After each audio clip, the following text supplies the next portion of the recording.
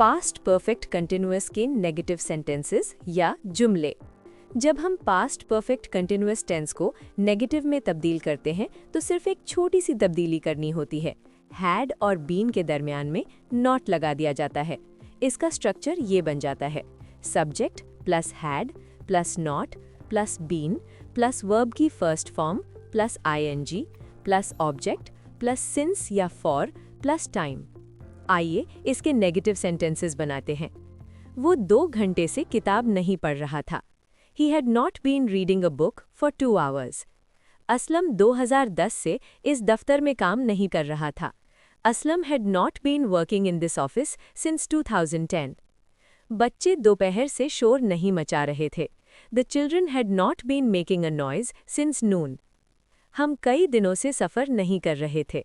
We had not been traveling for many days.